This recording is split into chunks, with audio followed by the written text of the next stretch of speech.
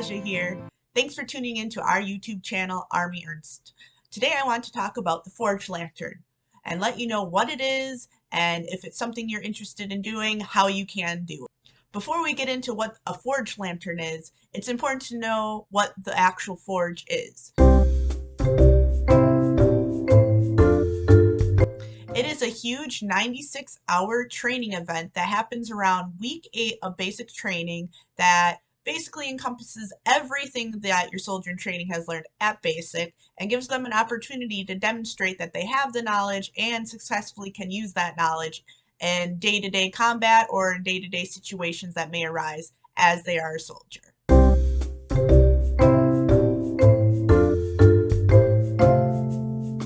During the 96 hours, your soldier in training will be carrying their pack, which is roughly 45 pounds. They will have to march and ruck for roughly 50 miles during this training event. During this time, they'll also be doing different training activities and simulations to prove that they've really learned and mastered everything they needed to during basic training. To test that knowledge, they will be doing multiple different types of training activities, such as tactical field training, night infiltration, mass casualty training, hand-to-hand combat, and they'll be working with live firing exercises during this time. And that's only to name a few. They'll be doing lots of other different things as well, but those will be those main things that they're really testing their knowledge on.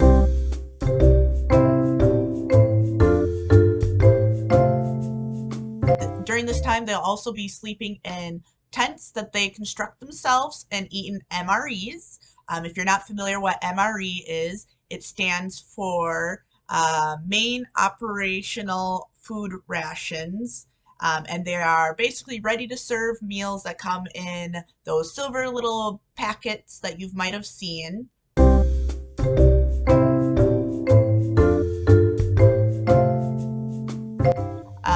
My husband actually told me a funny story that when they would get their MREs, you wouldn't really know what you had based on the outside because it would just be silver until you open it up, and then it would say like, you know, what you had, like spaghetti or whatever.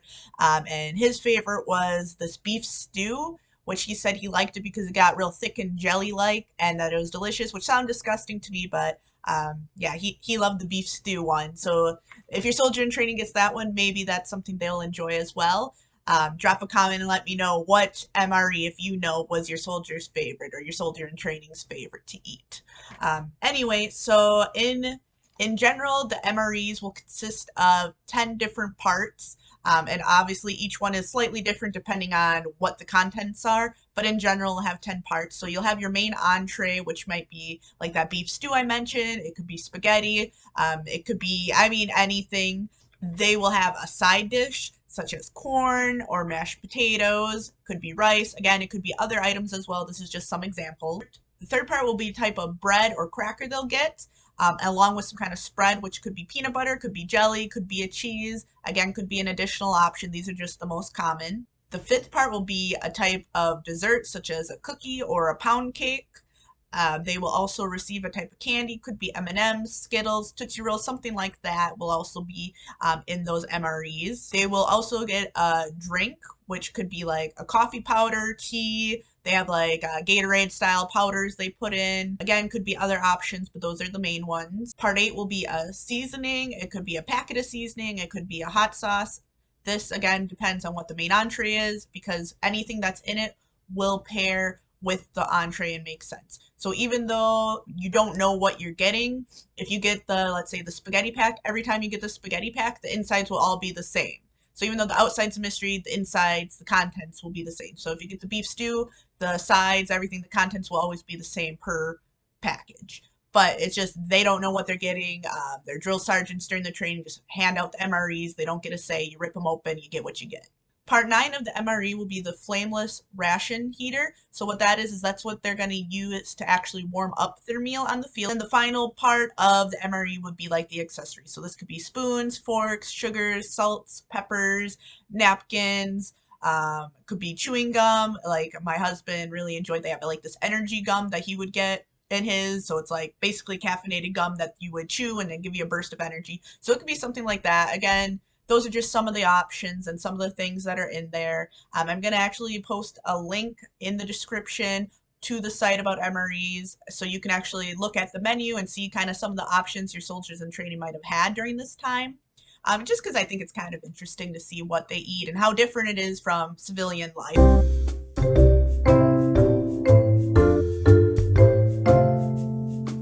So the Victory Forge is designed to be extremely mentally and physically grueling.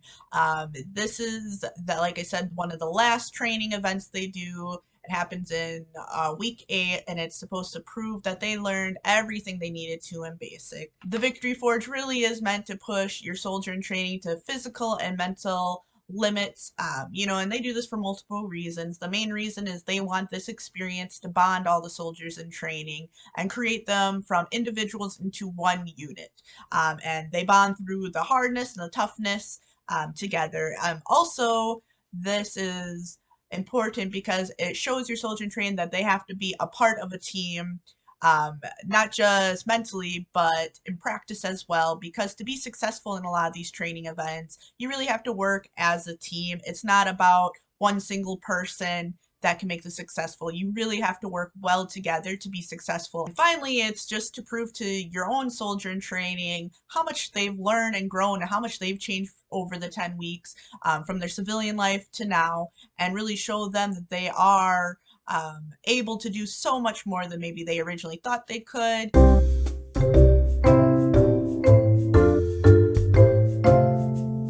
The forge ends with a rite of passage. So what this is your soldiers in training get to put on their berets for the first time, which is part of their uniform, and it just shows that they are real soldiers now. They've completed all their necessary training, they've passed the forge, and it's just like a little celebration at the end to prove, hey, you know what, you guys did it.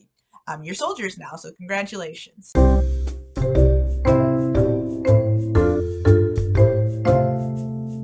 So now that you know what the forge is, let's get into more about the forge lantern. So what is the forge lantern? The forge lantern is a symbolic activity that you at home can participate in if you choose to. Again, it is optional. You don't need to do it.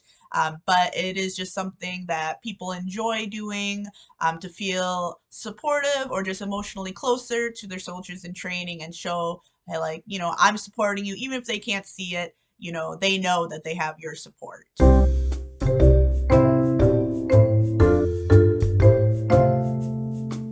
It's a newer tradition where you would buy a lantern and you would get an electronic candle to go inside of your lantern, and you would light that lantern as a way to guide your soldiers in training through the forge and back home safely. So again, it's a symbolic thing. And it's something you can choose to do or not do. I thought it was really cool and just like a fun way to show your support and love for your soldier in training. If you don't do it, doesn't mean you don't love and support your soldier in training, so don't feel like you need to, but it's just something you can do to feel closer.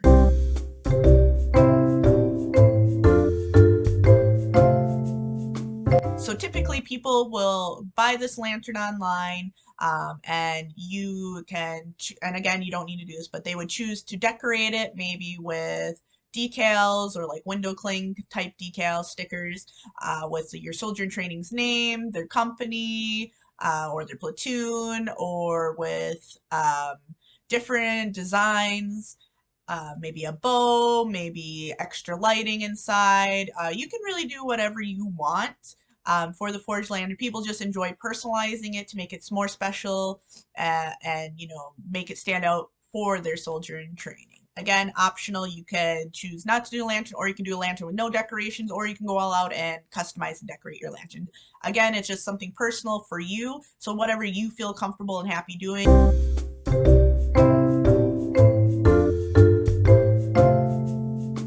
When do you use your forge lantern? Since this is something that's for you, you can choose to use it whenever you would like.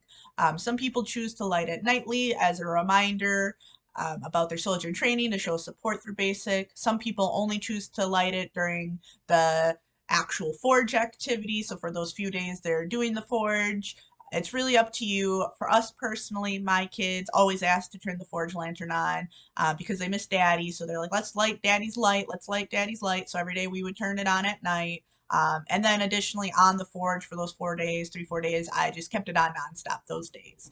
Just because I felt like I wanted to send good vibes his way. And that was my way of showing it. Even though he couldn't see it, it made me feel like I was supporting him the only way I could. So I did enjoy that because a lot of military, especially in the beginning, military life is things that are out of your control. You might have heard the saying, hurry up and wait, and that's a lot of what encompasses the Army. You know, you don't get to say the Army does what it does, and you're just kind of watching it on the outside if you're not, you know, a part of the actual Army. So being on the sidelines, this is something I felt I could do to support my husband and show him in my own way that, hey, I love you, I'm proud of you, do an awesome job. Even if he couldn't necessarily see it, I knew I was doing it, and it just made me feel included and made me feel like this is something I can control and do, which I did appreciate, especially when you feel like you have no say in what's going on in your life. Like, it's just nice to have something that is yours and special for you and your soldier in training.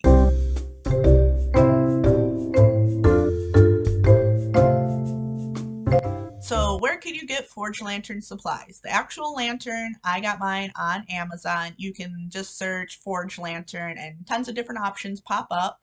You can also do like Hobby Lobby. I saw have some. Sometimes Walmart has some in their crafting aisle. So basically, I'm sure any box store, things like that, or any craft store will probably have a forged lantern.